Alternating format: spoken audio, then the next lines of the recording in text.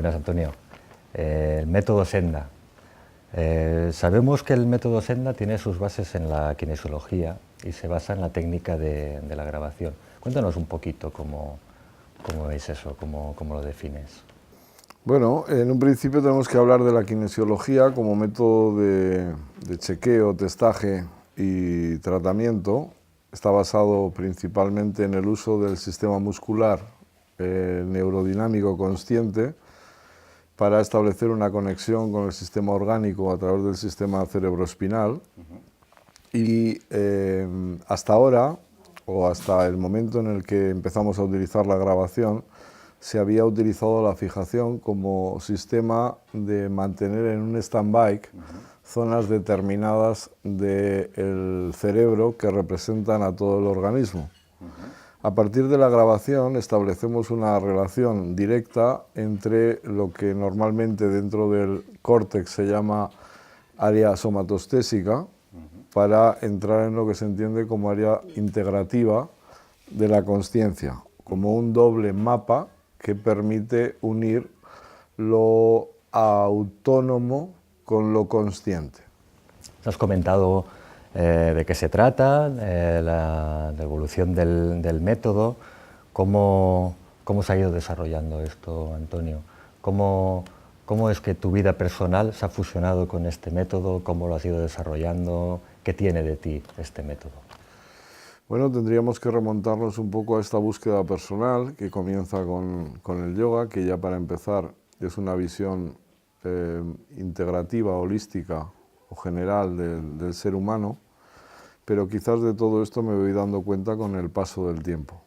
En un principio el trabajo comienza desde lo muy físico, muy corporal, muy postural, muy óseo, y poco a poco se va desarrollando hacia un nivel energético, hacia un nivel emocional, hacia un nivel creencial, y cómo todo esto, desde una visión que en el yoga entendemos como asana, actitud, se engloba y llega a formar parte de uno, se materializa en uno, en una postura ante la vida, en una postura corporal y en una postura relacional. Desde ahí empiezas a plantearte cómo todo esto forma parte y quizás necesitas en un principio anatomizar, diferenciar estos aspectos, para después volver a englobarlos, dándote cuenta de que desde el principio todo ha estado ahí. Vale. Es verdad que en situaciones críticas nace el ingenio. ¿Puede ser ese el principio de un gran desarrollo? Einstein decía que en los momentos de crisis es cuando verdaderamente se crece, ¿no? Y es cuando verdaderamente se dan los cambios. Hay quien dice que querer es poder, y yo digo siempre que falta un verbo, y ese verbo es necesitar. Necesitar. Hablas de terapia integrativa. ¿Qué es para ti la terapia integrativa? ¿Qué aspectos del ser humano abarcarían? Creo que desde el punto de vista que estamos hablando, el ser humano verdaderamente es una unidad y es indivisible. Otra cosa es que para poder entenderlo, como todo lo demás, basados en esta necesidad, lleguemos a la necesidad, valga la redundancia, de anatomizarlo, de separarlo, para poder entender sus partes y desde sus partes volver a la unidad. Descartes decía que por mucho que separemos, lo más importante es volver otra vez al uno, ¿sí? Y de alguna manera esta es la pretensión.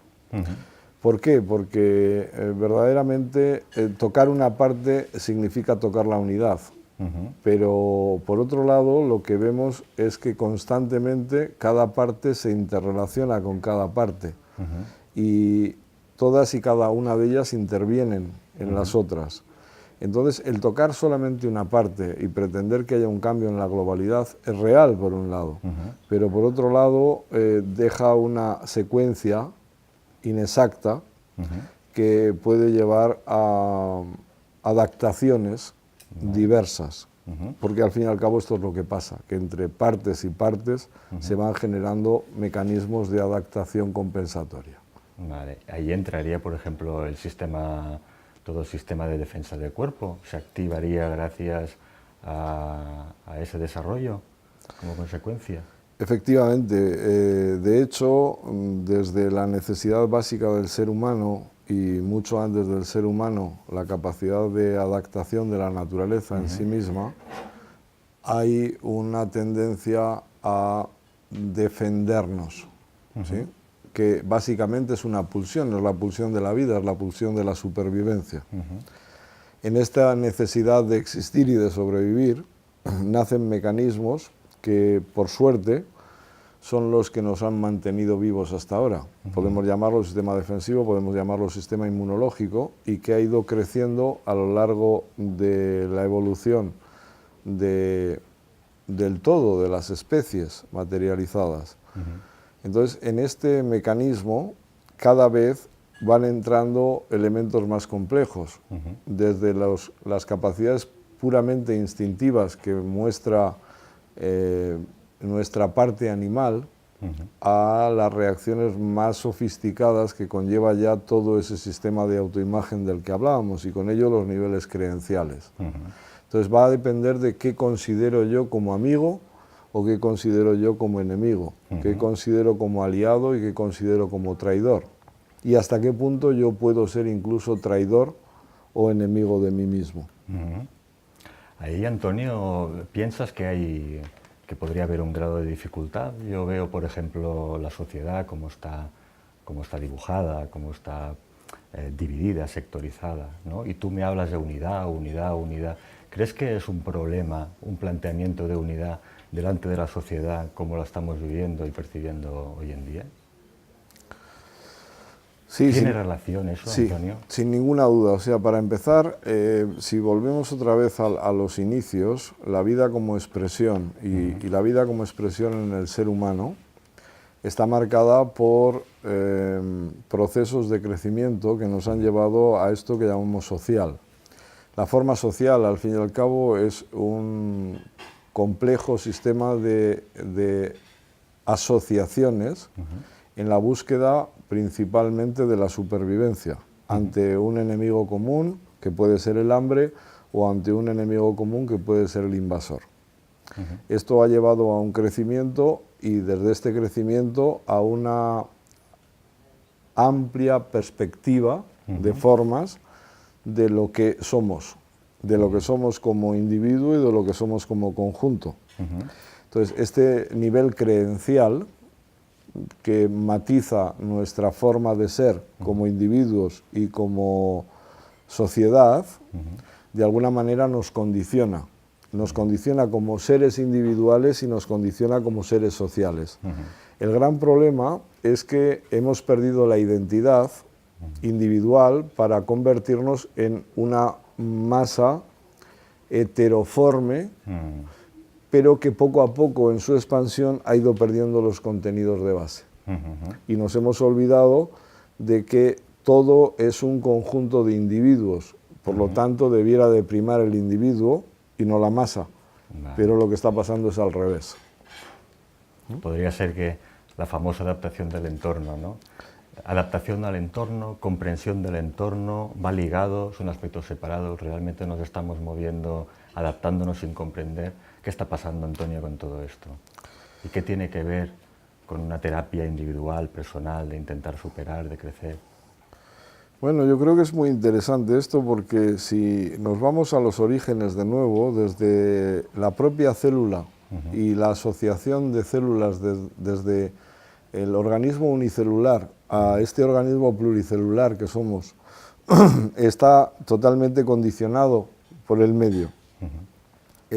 La propia célula en un momento determinado se asocia con otras células en este proceso evolutivo para alcanzar cada vez una mayor capacidad de adaptación al medio.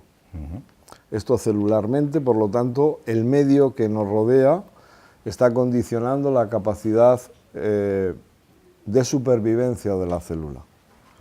De la misma manera, en la entidad individual de este conjunto de células, este conjunto poliorgánico, ¿sí?, que somos, está condicionado a la vez por un medio.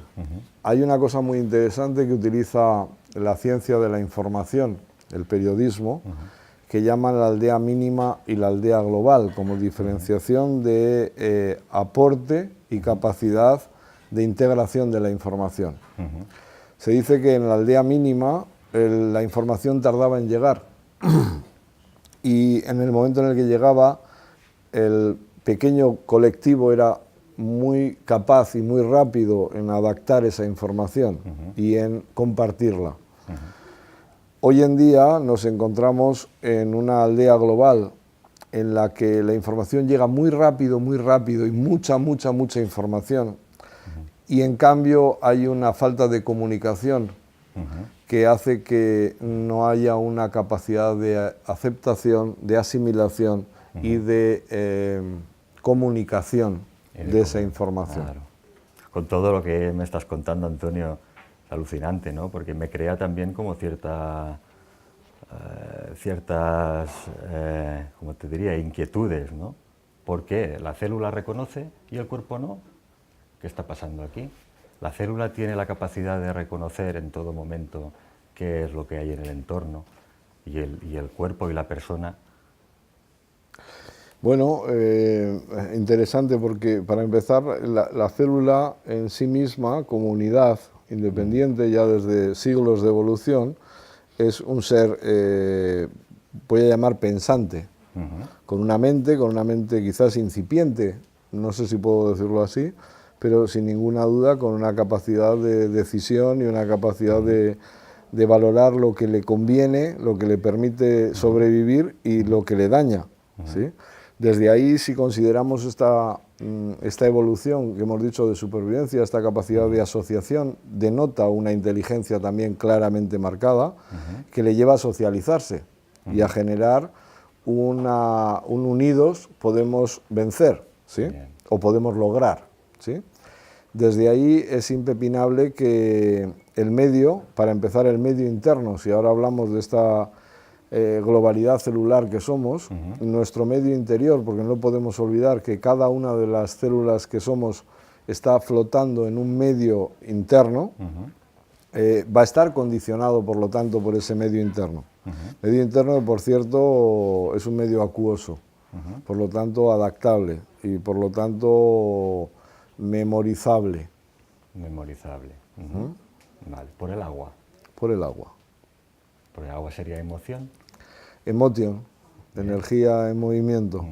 A mí me sorprende mucho en todo el método Senda, ante la cantidad de paradigmas que hay, cómo se ha podido trabajar sobre eso, el buscar un punto de unión con todo esto, ¿eh? Empezamos por el genoma humano, el ADN, el famoso oráculo de I Ching, la onda encantada de los mayas, la homotoxicología, la ley biológica de la medicina de Hammer, el eneagrama, la cábala. ¿Cómo y por qué? ¿Cómo se relacionan estos diferentes paradigmas y cuáles son estos nexos de unión y con qué finalidad se integran en el método? Esos nexos de unión, para empezar, forman parte del propio desarrollo de esta unidad y todo su conjunto.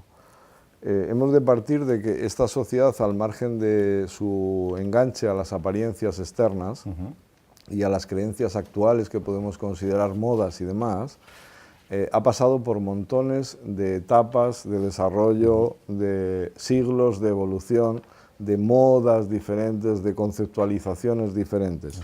Que, para empezar, hemos de decir que esta sociedad, vamos a decir hoy en día científica, esta sociedad occidentalizada, no pasa de ser un híbrido y suma de un montón de culturas y de creencias con una evolución mucho mayor, ¿sí? Si yo digo siempre, mínimo hemos de agarrarnos a dos líneas de influencia. Podemos decir, por un lado, tenemos toda la influencia greco-romana, greco-latina, mínimo, y por otro lado tendríamos toda la línea de influencia islámico, judeo-hebrea, cristiana. Estas dos se han fusionado en lo que llamamos hoy en día sociedad occidental, ¿sí?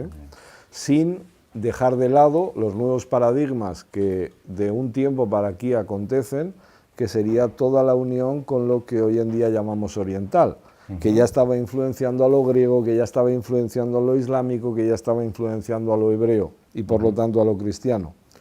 Y posteriormente, a partir de la que llamamos conquista, toda la suma de todos los conceptos, vamos a decir, precolombinos, norteamericanos y la globalización que hoy en día se evidencia en el conjunto de lo que llamamos sociedad occidental.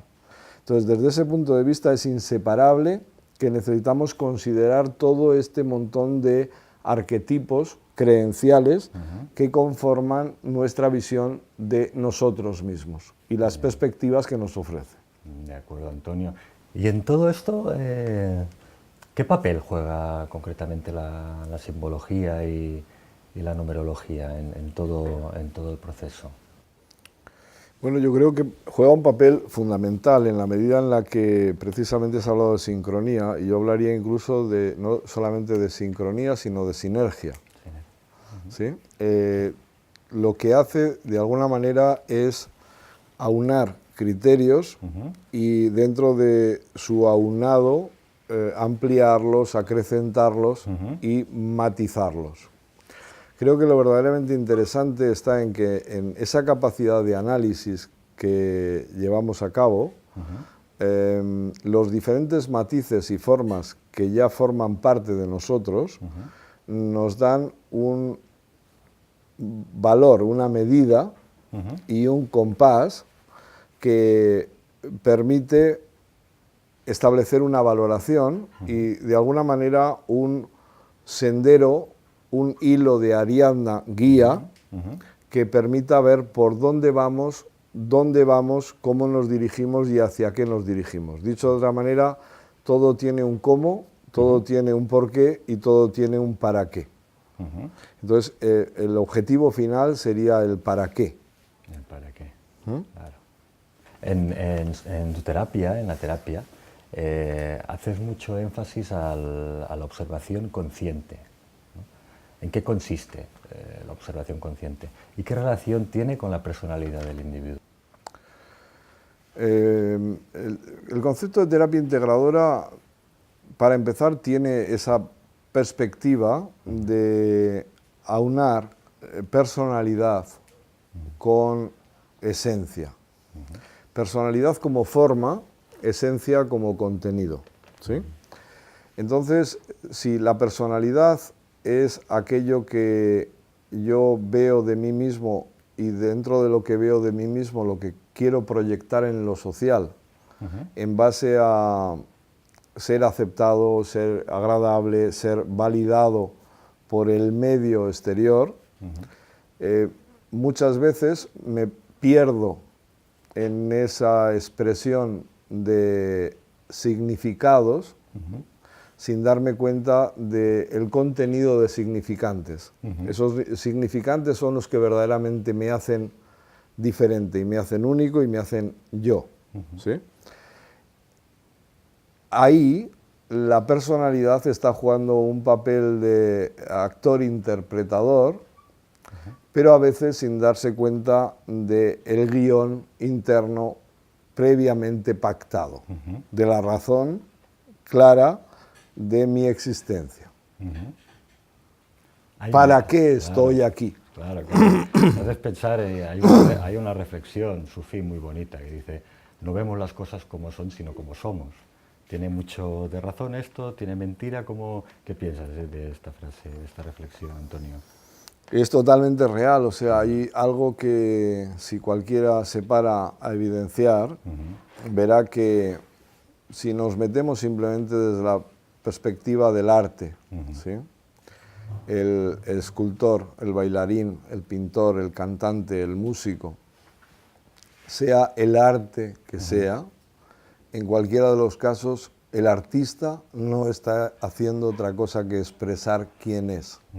Y en toda su obra está demarcando claramente los matices de su existencia o de su experiencia existencial. Bueno, entramos en la evolución de la conciencia humana. ¿Dónde estamos? ¿no? ¿De dónde venimos? ¿Hacia dónde vamos? ¿Cuáles serían los diferentes niveles de conciencia y qué significa realmente esto de la conciencia?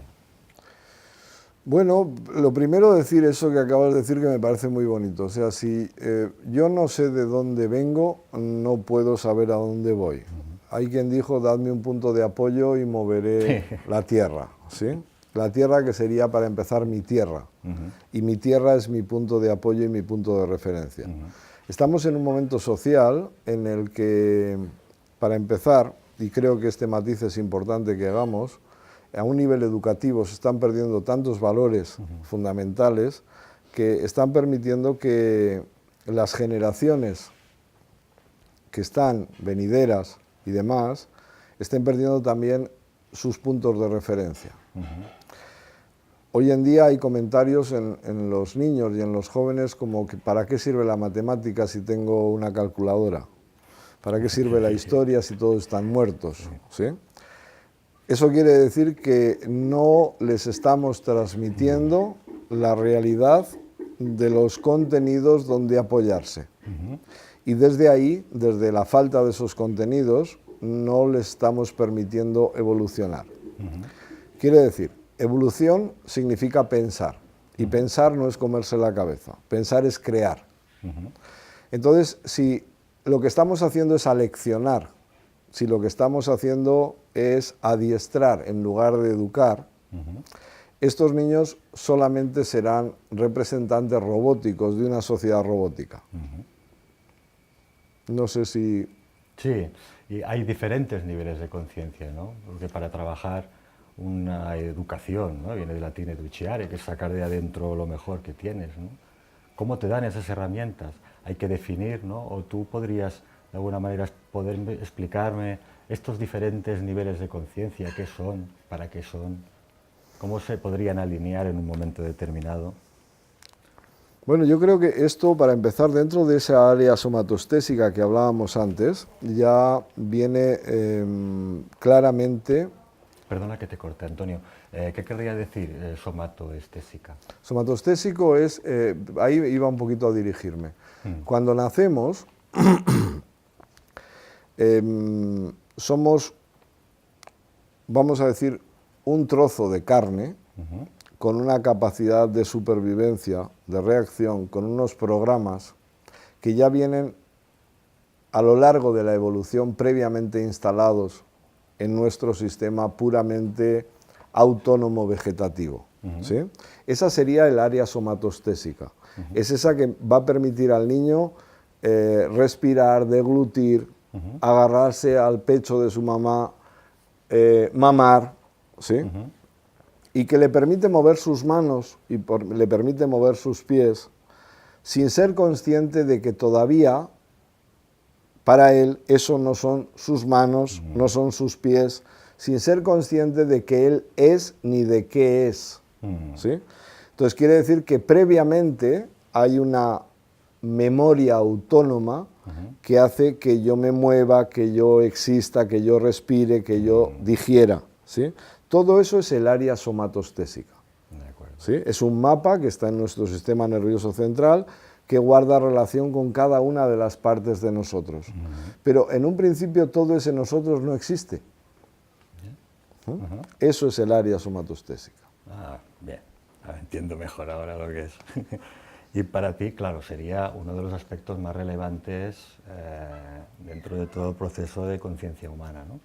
Sí, claro, desde ahí empezamos, si nos metemos en las viejas tradiciones de nuevo, ya en la tradición hindú, en el concepto de chakras, ruedas, lotos, también hemos de hablar de ello desde el punto de vista de niveles de conciencia y después de consciencia, porque hay que matizar también esto. No es lo mismo conocer que experimentar lo conocido y la experiencia de lo conocido. ¿Sí? Entonces, desde el nivel de la conciencia, primero he de llegar a saber qué soy y qué soy. Este es el primer nivel de conciencia que los hindús asocian al primer chakra. Mientras el niño va descubriendo que esa mano es él, que ese pie es él, y va formando, conformando, delimitando todo eso que él es y que se diferencia de lo otro, estamos desarrollando toda esa conciencia que llamaríamos física, física del yo. Desde ahí se da una frontera en lo relacional que a veces se da, a veces no tanto, y es ahí donde podemos hablar de esta evolución de la especie, ¿sí? En la que en un principio hay lo que entendemos como simbiosis madre-hijo. El hijo no sabe que es algo distinto de la madre, ¿sí? Primero no sabe qué es, después no sabe que él es otra cosa. Entonces aquí llega el nivel de lo relacional en el segundo chakra para la tradición hindú. ¿Qué sería eso? El nivel magnético relacional, la capacidad de atracción y de repulsión, de ser diferente del otro, diferente de lo otro. Qué bueno, qué interesante. ¿Existe relación entre el nivel vibratorio de la persona y el nivel de conciencia? ¿Eso es real? ¿Existe? ¿Y cómo se produce? ¿Cómo funciona? Sí, yo no puedo olvidarme aquí de que tuve un padre fontanero que me enseñó a soldar, y me enseñó a soldar con una vieja candileja que llamábamos, soplete. Y entonces él me enseñaba a valorar los colores de la llama. Y entonces me decía, ves rojo, ves naranja, ves amarillo, ves verde, ves... Cuando llegábamos al blanco era el momento de poner el estaño, ¿sí? De la misma manera, años después me encuentro con que el primer chakra es rojo, el segundo es naranja, el tercero es amarillo, y de repente algo se abre en ti y te das cuenta de que la escala cromática de color también va así, ¿sí? Y entonces dice, esto no es una casualidad, ¿sí? Entonces el cambio de estados es un cambio vibracional, y no se sabe cómo, dicen que por sensibilidad, dicen que por lo que sea, pero los sadhus, los rishis y demás hindús ya establecieron estos patrones de color y por lo tanto de vibración, de frecuencia vibracional de la luz. Entonces es esta evolución, este paso desde lo muy físico a lo relacional que tiene unas frecuencias concretas que se concretizan en colores, ¿sí? Dentro de la amplia gama que representa el blanco, ¿sí? Que es el momento de la... Complejo. ¿Sí? Bueno, complejo y no tanto, porque hay algo tan natural como es el arco iris. Claro. Y todos lo reconocemos y todos lo valoramos y vemos que esta luz una que tenemos ahora, esta luz, ¿sí? Que aunque es imperceptible lo llena todo y está presente en cada momento, salvo cuando no lo está, y entonces también es evidente. Pasado precisamente por el tamiz del crisol del agua, se difracta, y en esa difractación aparecen de repente, se nos muestra delante de los ojos esa diferenciación cromática que somos. De acuerdo. Y en el cielo nos lo plasma para que nos demos cuenta de que en el suelo también está. Claro. Bueno. ¿Y qué es el reverso psicológico? ¿Y qué papel juega con el pensamiento positivo? Se ha puesto tanto de moda que hay que trabajar el pensamiento positivo. ¿Cómo funciona? Reverso psicológico y pensamiento positivo. Bien, la pregunta es interesante en la medida en la que, remontándonos a los viejos orígenes ya, siempre se ha establecido un patrón diferencial en el concepto que llamaríamos de dualidad, precisamente entre lo blanco y lo negro, entre la luz y la oscuridad, ¿sí? De la misma manera, nosotros vemos una parte de nosotros, a la que llamamos yo, ¿sí? Que a la hora de la verdad es una construcción, ¿sí? Intelectual, emocional, creencial y social que hemos hecho.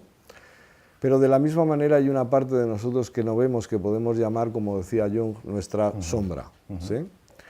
En esa sombra hay un montón de contenidos negados de nosotros mismos, quizás para ser aceptados, para ser queridos, para ser valorados. Esa sombra, con todos sus contenidos, es el reverso, ¿sí? Bien. Como en la Guerra de las Galaxias, ¿sí? Darth Vader, el reverso de la fuerza, ¿sí? Entonces, yo en lo consciente, me gustaría matizar, me veo y me defino de una manera determinada. Pero a mí me gusta utilizar también aquí una metáfora, y es la metáfora del Titanic. Y digo, el Titanic no se hundió por la parte que vieron, por la parte que vieron del iceberg. Precisamente por la que vieron, cambiaron la ruta, pero no se dieron cuenta de que debajo había 3/4 partes aún, ¿sí? Y esa fue la que los atrapó y los hundió. De la misma manera, en nosotros hay 3/4 partes que pueden ser, y podemos diferenciar en físico, emocional y mental, que de alguna manera también nos condicionan en la ruta, ¿sí? No nos determinan, pero sí nos condicionan. Es curioso, ¿no? ¿Sí? Entonces, no basta con decir en el consciente positivamente yo soy guapo, sino que hace falta que esa sombra verdaderamente valore la belleza y no la repela. Claro. Porque si no voy a estar en una guerra interno-externa. Entonces, estas terapias está claro que despiertan.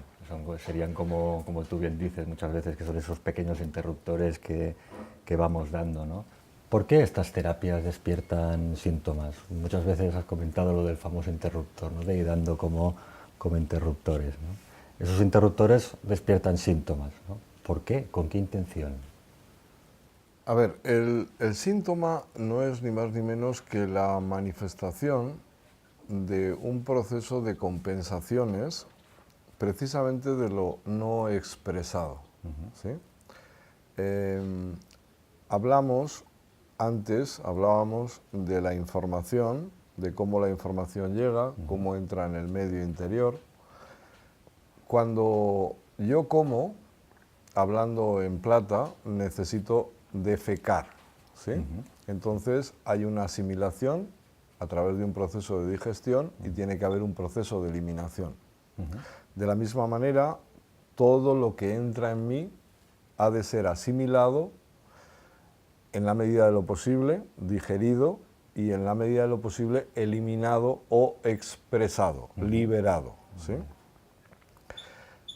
Cuando yo no puedo expresar o liberar algo, se queda retenido, se queda estancado y se queda paralizado en mí. Esa paralización es poco a poco antesala de muerte, porque entendemos muerte como pérdida de movimiento, pérdida de expresión, pérdida de comunicación, ¿verdad?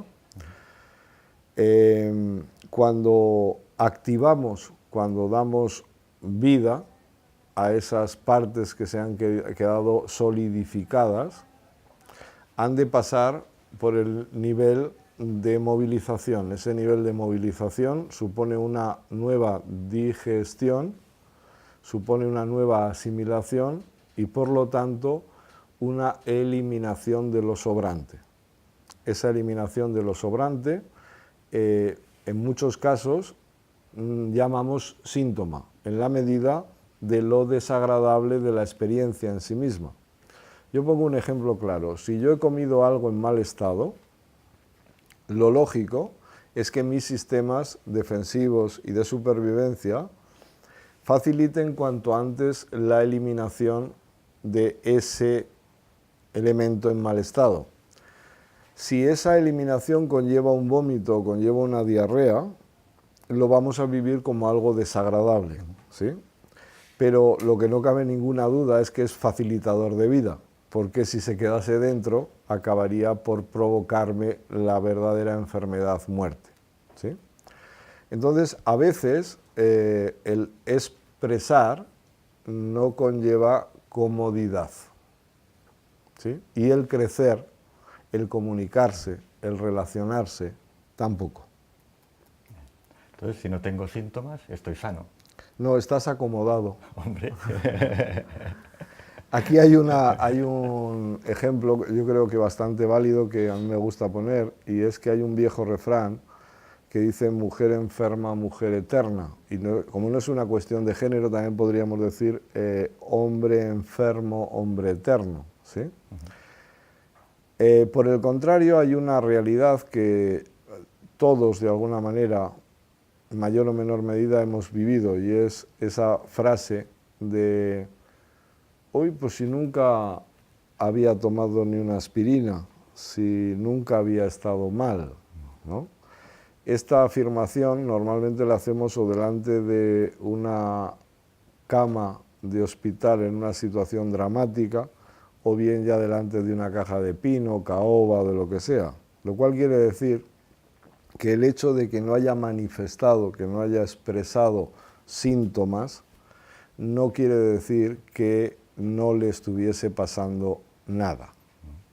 A veces, otro dicho es, la procesión va por dentro. Y a veces para cuando la procesión se ve, ya es demasiado tarde, ¿sí?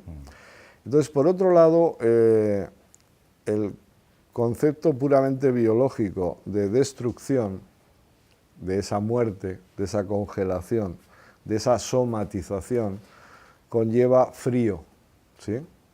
Y por el contrario, aunque a veces normalmente es doloroso, el calor de la sanación conlleva dolor. La inflamación, que es el único medio que el organismo tiene para regenerar tejidos, conlleva 3 máximas, que son tumor o hinchazón, rubor, calor y dolor. Muy bien. Igual que a veces para dar vida, la madre ha de pasar por ese pseudo dolor más o menos placentero de dejar salir a la vida. Piensas también en la famosa frase, la ignorancia hace valientes, ¿no? ¿Crees que estamos muy valientes para algunas cosas y muy cobardes para otras? ¿El método Senda te hace abrir un poco esos prismas o esas perspectivas dentro de lo que es la cobardía, la valentía? ¿Qué podemos afrontar, qué no deberíamos tocar? ¿Qué piensas al respecto? Bueno, has dicho también algo muy clave, y es que la ignorancia hace valientes. Yo diría, la ignorancia es la madre del atrevimiento, ¿sí? Y una cosa es ser valiente y otra cosa es ser temerario. Creo que el ignorante es temerario, el valiente es consecuente. Y el valiente sabe cuándo ha de pararse, y ha de saber poner límites. Qué bueno. ¿Sí? Y ha de ser capaz de establecer un patrón, una estrategia, ¿sí? Y la estrategia a veces conlleva pararse. Estamos en una sociedad que, por el contrario, nos aboca a un consumismo, ¿sí? Que sin darnos cuenta nos consume, ¿sí? Y como final de esto que llamamos vida, lo que vemos es que hay otra perspectiva que llamamos muerte, ¿no? Y entonces esta prisa a lo único que nos está llevando es a esta creación de máscaras que congela todo lo interior, simplemente para ser agradables hacia afuera. Muy bien. Sería para ti como preocupación estratégica, ¿no? El estado antes de ocuparte, dices, hay que pararse, hay que analizar, hay que visualizar y decidir, ¿no? Sí, pero no tanto preocupación, sino la acción de ocuparse. Bien. Y la acción de ocuparse conlleva estar presente. Y verdaderamente las estrategias se crean en el presente. Eso es lo que antes te comentaba como pensar. Pensar no es planificar, porque la planificación, sin darnos cuenta, está asociada al sueño. Y Calderón de la Barca decía, los sueños, sueños son.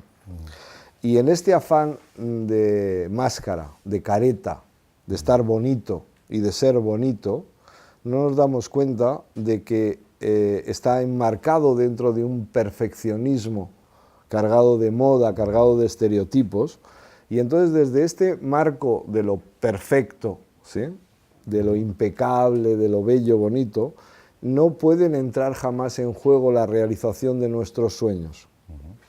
Porque por más que yo trate de llevar a cabo y de plasmar el sueño, ese sueño, dentro de mi ser crítico perfeccionista, nunca se va a dar. como lo he soñado. Por lo tanto, si engarzamos con el para qué, lo que debiéramos pararnos es a preguntarnos ¿para qué soñamos? Si a lo único que nos lleva es a la frustración. De acuerdo. ¿No sería más interesante vivir y experimentar el ahora? Y tanto. Y para finalizar me gustaría preguntarte, bueno, la famosa frase, ¿no? Método Senda, un camino de regreso a la unidad. ¿Es la frase? Sí, ¿Sí? sí, porque verdaderamente, como hemos dicho antes, en la luz y en el arco iris, como hemos dicho en la célula, como de hecho nosotros partimos de una primera célula, ¿sí?, que viene de un deseo, ¿sí?, de un deseo de dos, más o menos consciente. En realidad hay una pulsión de vida y hay una detención, represión, paralización de ese deseo de vida que algunos han denominado pulsión de muerte, eros y tánatos. Entonces aquí nos encontramos con que la vida es el primer deseo y el único deseo es retornar. Podemos llamarlo retornar a ese estado de acomodamiento que se daba en el seno materno, el deseo de volver a entrar dentro de mi mamá, el deseo de volver a encontrarme en paz, de volver a encontrar esa quietud, o simplemente el deseo de la ola que viniendo del interior del mar simplemente retorna, ¿sí? Este es el retorno a la unidad. Muchas gracias. Muchas Antonio gracias a Bascuas. ti, caballero. Muchas gracias. Gracias.